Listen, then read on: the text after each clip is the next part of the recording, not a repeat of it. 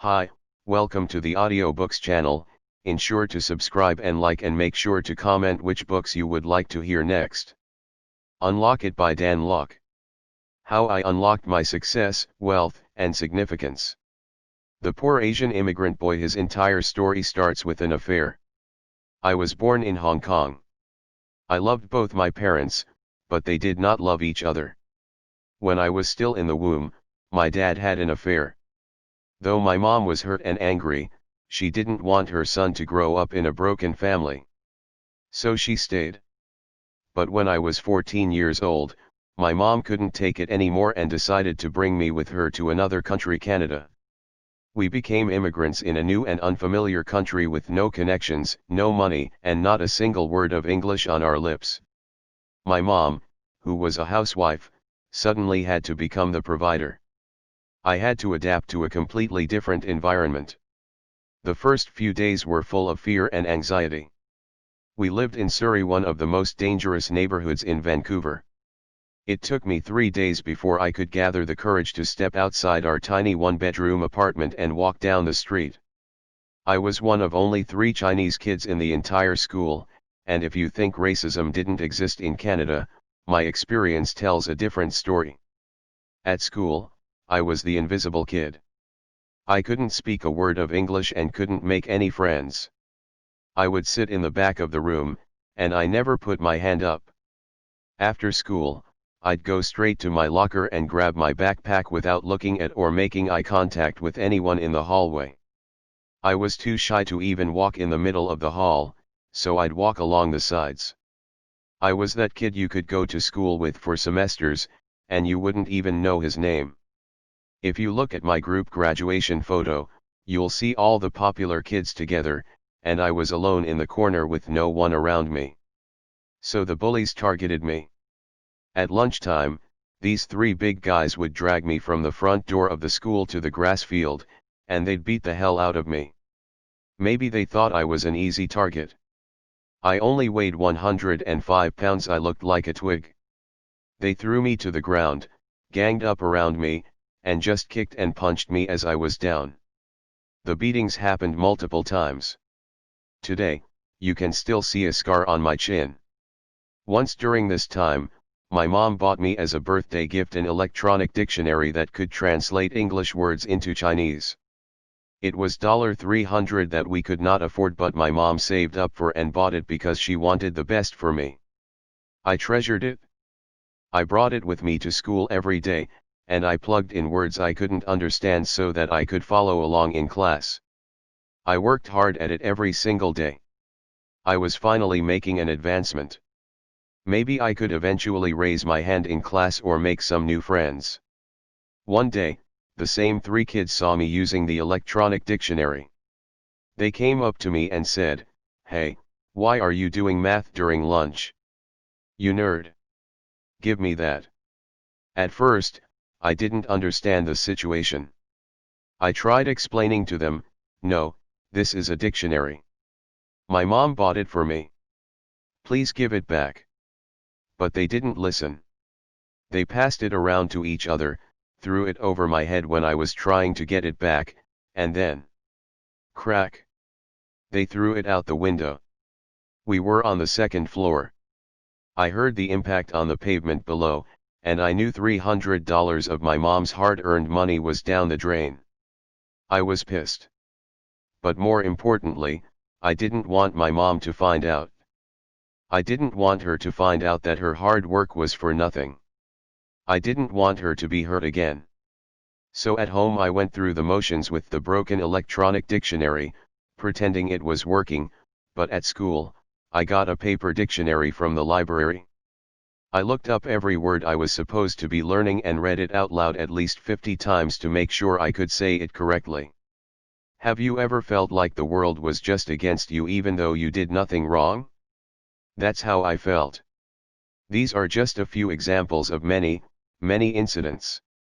The afternoon that turned my world upside down one afternoon, I dropped off my school bag on the sleeping bag that I slept on in the living room, and I noticed that my mom's door was closed, and she was speaking on the phone with someone. When the call ended, she came out of her room. I'll never forget her face. She had tears streaming down her cheeks. It looked like she had been crying the entire day. She looked hopeless. "Mom, what's wrong? Your dad called. He can't send us money anymore." "What? What do you mean?" His business went bankrupt." I believe every person has a moment in their lives when everything changes for them. It changes them at their core, and they can never go back to being the same again. These are what I call defining moments.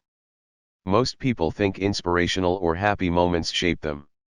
It's not true. Happiness doesn't change you, pain does. Defining moments hurt like hell, they break you. They tear you into little pieces and test your resolve. If you make it through, you become a better version of you, a renewed version. Defining moments are deceptive because you don't feel your life changing as they happen. These moments can feel more like a painful slam against the concrete as you hit rock bottom. You go into shock as your whole world starts falling around you. Moments that change your life feel like you can't get enough air in your lungs. I know because it is exactly how I felt when my mom came out of her room. That's what it felt like when I, Dan Lok, had to step up and become a man. Defining moments hurt like hell, they break you. They tear you into little pieces and test your resolve. If you make it through, you become a better version of yourself, a renewed version. Everything I have ever done wasn't for the money. I just never wanted to see my mom cry again. At that moment, I promised that no matter what it took, I never wanted to see that look on my mom's face again.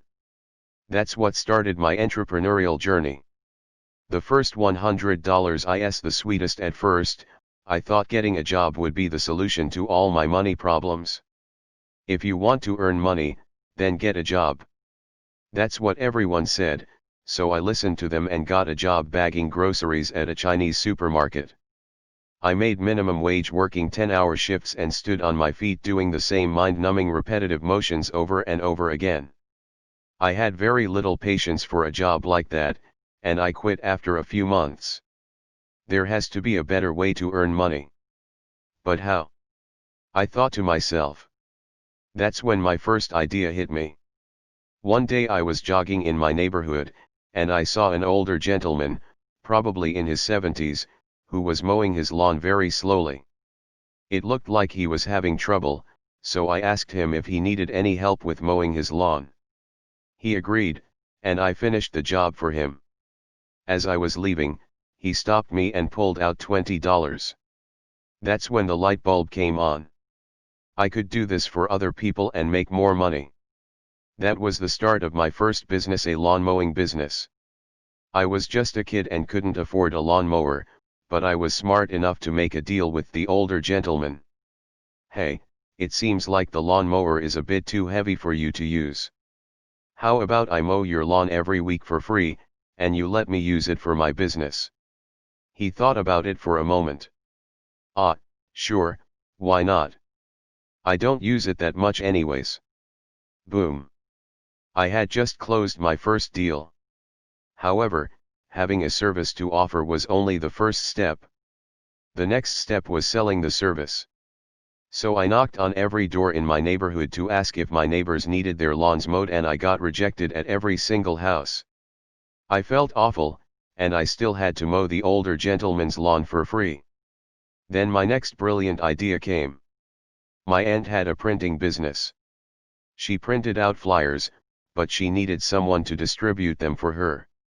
"Auntie, I'll hand out your flyers for free if you let me advertise my lawn mowing business on the backside of the flyers." She thought about it for a moment. Then she replied, "Why not? I need someone to help me hand these out anyway." Boom. Another business deal closed. When my aunt agreed to let me hand out her flyers with my business on the back, I thought I would be making thousands of dollars that week. I made grand plans for what I would do with the money. I was even worried about how I would balance school with my booming business success. With this newfound inspiration and determination, I handed out 5,000 flyers. Then I went home and sat next to my phone, waiting for the calls to come rolling in. 1 hour went by, no calls. 1 day went by, no calls. 3 days went by, no calls. Did I put the wrong number on the back? No.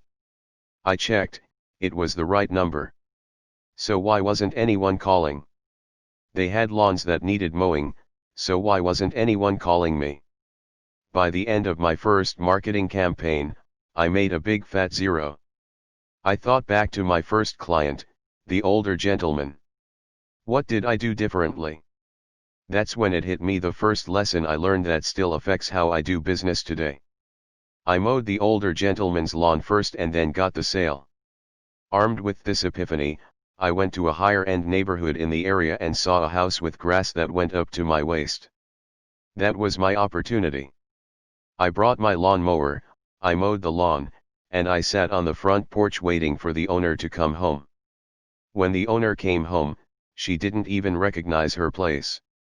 She drove past and had to reverse back because her lawn was so much shorter. "What's going on here?" she asked. "Well, ma'am, I'm just a kid trying to make some money, and I saw your lawn was growing out so much that I thought I'd help out."